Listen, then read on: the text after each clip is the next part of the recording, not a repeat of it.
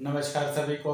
दोस्तों, आज के वीडियो में हम बात करेंगे institute of forest biodiversity Hyderabad द्वारा निकाली गई भर्ती के बारे में। दोस्तों, इस भर्ती का फॉर्म आपको कैसे भरना है, भर्ती के लिए आपको क्या क्या योग्यताएं चाहिए, भर्ती का फॉर्म आपको कहां पर मिलेगा, किस में यह भर्ती निकली है, इन सब के बारे में विस्तार से चर्चा इस वीडियो में करेंगे। तो आइए शुरू करते हैं आज का वीडियो। दोस्तों, जैसा कि आप देख रहे हैं, सभी जातियों के लिए यह भर्ती है जिसकी अंतिम तिथि 31 जुलाई 2023 रखी गई है। भारतीय वानिकी अनुसंधान एवं शिक्षा परिषद के अंतर्गत यह भर्ती है जिसमें आप मल्टीटास्क स्टाफ या क्लर्क के पदों के लिए आवेदन कर सकते हैं। दोस्तों, इन पदों के लिए भारतीय पुरुष और भारतीय महिला जिनकी योग्यता 10वीं पास है या 12वीं पास है, वह सभी आवेदन कर सकते हैं। पूरे भारत से किसी भी राज्य का आवेदक इन भर्तियों के लिए आवेदन कर सकता है। तो बात करें मल्टीटास्क स्टाफ की, तो मल्टीटास्क स्टाफ के 3 पदों पर यह भर्ती है जिसकी आयु है 18 से 27 वर्ष, वेतनमान है 18,000 से 56,900 और योग्यता है केवल 10वीं पास। इसी तरह अगला पद है, एक पद है लोअर डिवीजन क्लर्क का जिसमें आयु है वह 18 से 27 वर्ष है, वेतनमान 19,900 से 63,200 है। योग्यता की बात करें तो आवेदक कम से कम 12वीं पास हो और उसके पास अंग्रेजी टाइप में 30 शब्द प्रति मिनट या हिंदी टाइप में 25 शब्द प्रति मिनट की गति होनी चाहिए।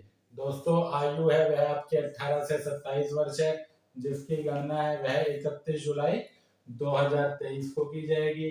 किंतु यदि आप SC ST या OBC वर्ग से संबंधित हैं तो फिर आपको यहाँ पर ऊपरी आयु में सरकारी नियमानुसार छूट भी दी जाएगी। आवेदन पत्र आप अपने शहर या गांव के फार्म विक्रेता से प्राप्त कर सकते हैं, जन सेवा केंद्र से प्राप्त कर सकते हैं, ई मित्र से प्राप्त कर सकते हैं और चाहें तो आप vacancyform.com से भी आवेदन पत्र है वह फीस का भुगतान करके डाउनलोड कर सकते हैं और प्रिंट निकालकर आवेदन भरकर भेज सकते हैं। दोस्तों, इन पदों के लिए आवेदन शुल्क है वह 300 रुपए है जो आपका director institute of forest biodiversity के पक्ष में हैदराबाद में दे होना चाहिए। किंतु यदि आप SC हैं, ST हैं या फिर किसी भी वर्ग की महिला आवेदक हैं तो फिर यह आपको 300 रुपए का आवेदन शुल्क नहीं देना है, यानी कि आपको बैंक ड्राफ्ट नहीं बनवाना है। आपको जो आवेदन भरकर 31 जुलाई तक भेजना है वह हैदराबाद के इस पते पर केवल साधारण डाक, स्पीड पोस्ट या पंजीकृत डाक के माध्यम से ही भेजना है। दोस्तों, आपको आवेदन के साथ कौन कौन से दस्तावेज लगाने हैं, जो भी दस्तावेज आप लगाएंगे वह सभी आपके स्वयं सत्यापित होने चाहिए, जिनमें आपको अपना 10वीं 12वीं जो भी आपकी शैक्षिक योग्यता है उसके प्रमाण पत्र लगाने हैं। जन्म तिथि के लिए आपका 10वीं का प्रमाण पत्र है। यदि आप आरक्षित वर्ग से संबंधित हैं तो आपको जाति का प्रमाण पत्र लगाना है। इसके अलावा 300 रुपए का बैंक ड्राफ्ट आपको लगाना है। 2 एक्स्ट्रा पासपोर्ट आकार के फोटो लगाने हैं और जो फोटो आप एक्स्ट्रा भेज रहे हैं उनके पीछे आपको अपना नाम और पद का नाम, जिस भी पद के लिए आप आवेदन कर रहे हैं वह लिख देना है। इसके अलावा आपको आधार कार्ड की प्रतिलिपि भी लगानी है और यदि पद से संबंधित कोई अनुभव आपके पास है तो फिर अनुभव प्रमाण पत्र की प्रति भी आपको उसके साथ लगाकर भेजनी है। आवेदन वाले लिफाफे पर आपको अंग्रेजी के बड़े अक्षरों में application for the post of multitask staff या लोअर डिवीजन क्लर्क लिख देना है और अपनी कैटेगरी, जिस भी कैटेगरी में आप आवेदन कर रहे हैं वह भी लिख देनी है। इसके अलावा बात करें तो आवेदन के सभी कॉलम आपको है अंग्रेजी के कैपिटल लेटर में ही भर रहे हैं।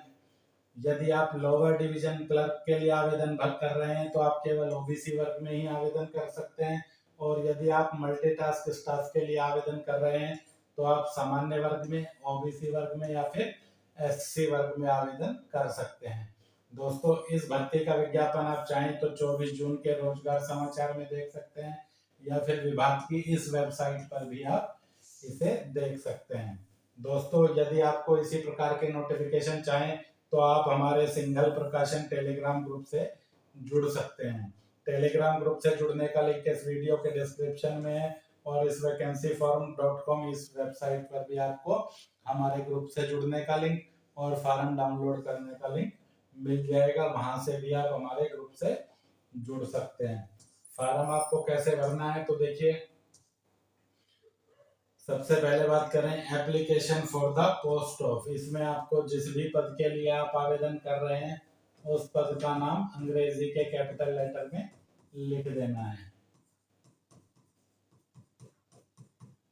इसके बाद अगले कॉलम में बात करें तो एडवर्टाइजमेंट नंबर की। एडवर्टाइजमेंट नंबर है वो आपको विज्ञापन में दिया गया है, विज्ञापन से आप देखकर एडवर्टाइजमेंट नंबर लिख सकते हैं। देखिए ये रहा एडवर्टाइजमेंट नंबर, जैसा कि आप देख रहे हैं 1-156/IFB रिक्रूटमेंट 2023-24/441। यहाँ पर यह लिखा गया है, यहाँ से आप देखकर एडवर्टाइजमेंट नंबर फॉर्म में भर सकते हैं। इसके बाद अगले कॉलम की बात करें तो कॉलम नंबर 1 में यदि आप आवेदन शुल्क का भुगतान कर रहे हैं तो फिर फीस में आपको 300 रुपया, डीडी नंबर में जो भी नंबर आपका डिमांड ड्राफ्ट का है और जिस भी तिथि को आपने डिमांड ड्राफ्ट बनवाया है उसका नाम और जिस भी बैंक से आपने बनवाया है उसका नाम यहाँ पर लिख देना है। उसके अलावा आपको यहाँ पर अपना एक स्वयं हस्ताक्षरित पासपोर्ट आकार का फोटो भी चिपका देना है। कॉलम नंबर 2 की बात करें तो यहाँ पर आपको अपना नाम है अंग्रेजी के कैपिटल अक्षरों में भर देना है। कॉलम नंबर 3 में आपको अपने पिता का नाम या पति का नाम भी यदि आप विवाहित महिला हैं तो लिख सकती हैं।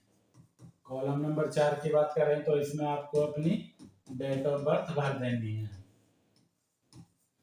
कॉलम नंबर 5 की बात करें तो 31 जुलाई 2023 को आपकी आयु कितने साल, कितने महीने और कितने दिन हो जाएगी वह गणना करके आपको यहाँ पर लिख देनी है।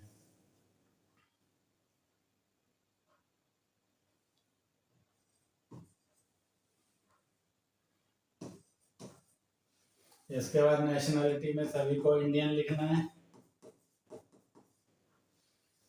Whether SC ST OBC PWD जो भी आपकी कैटेगरी है वह आपको इसमें लिख देनी है। जैसे यदि आप OBC वर्ग में आवेदन कर रहे हैं तो OBC, इसके अलावा भी यदि आप दिव्यांग हैं तो OBC PWD। इसी तरह यदि आप SC वर्ग में आवेदन कर रहे हैं और दिव्यांग है तो फिर यहाँ पर आपको SC PWD लिख देना है। अगले कॉलम की बात करें तो सेक्स मेल या फीमेल, यदि आप पुरुष आवेदक है तो इसमें आप मेल लिख दीजिए, यदि आप महिला आवेदक हैं तो फिर आप इसमें फीमेल लिख दें। कॉलम नंबर 9 की बात करें तो कॉलम नंबर 9 में आपको अपना पूरा पता लिख देना है। कॉलम नंबर 10 की बात करें तो इसमें आपको अपना मोबाइल नंबर और ईमेल आईडी लिख देनी है। कॉलम नंबर 11 में आपको अपना आधार कार्ड का नंबर। कॉलम नंबर 12 की बात करें तो एग्जाम पास में आपको सबसे पहले मैट्रिक आपने कौन से सन में पास की है, उसका ईयर, किस बोर्ड से पास की है वह। इसी तरह यदि आप 10+2 पास है तो 10+2, ग्रेजुएट है तो ग्रेजुएट, पोस्ट ग्रेजुएट है तो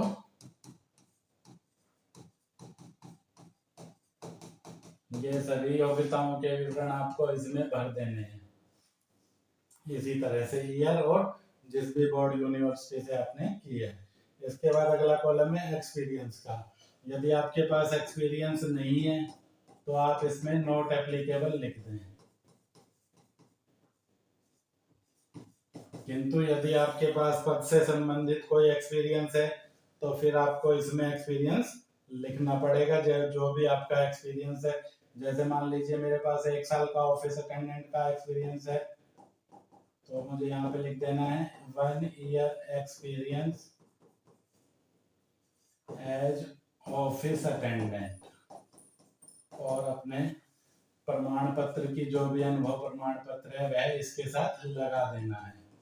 जो भी आपका एक्सपीरियंस है 1 ईयर एक्सपीरियंस, 2 ईयर, 5 ईयर, जितना भी आपका है जिस भी पद का है वह आपको इसमें लिख देना है।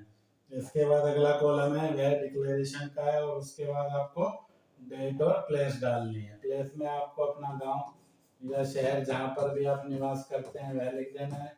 डेट में आप जिस भी डेट को इस फॉर्म को भर रहे हैं वह लिख देनी है।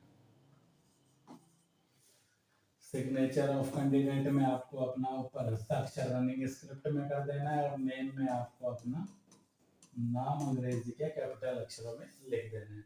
दोस्तों सिग्नेचर के अलावा आपको सभी कॉलम में वे अंग्रेजी के कैपिटल लेटर में ही भरने हैं। इसके बाद बात करें अगले कॉलम अगले पेज की, तो यह केवल उनके लिए है जो गवर्नमेंट एम्प्लॉय हैं, सिर्फ वही इस पेज को अपने नियोक्ता द्वारा सर्टिफाइड कराकर भरेंगे, जिसमें यहाँ पर जिस भी डेट को सर्टिफिकेट जारी किया जाएगा उसकी डेट लिखी जाएगी। यहाँ पर आप जिस भी विभाग में काम कर रहे हैं उसके नियोक्ता के हस्ताक्षर होंगे, जिस भी डिपार्टमेंट और ऑफिस में आप काम कर रहे हैं उसका नाम और मोहर यहाँ पर लग जाएगी और टेलीफोन नंबर लिख दिया जाएगा। किंतु यदि आप सरकारी सेवारत नहीं है तो फिर यह पेज आपको भरने की आवश्यकता नहीं है।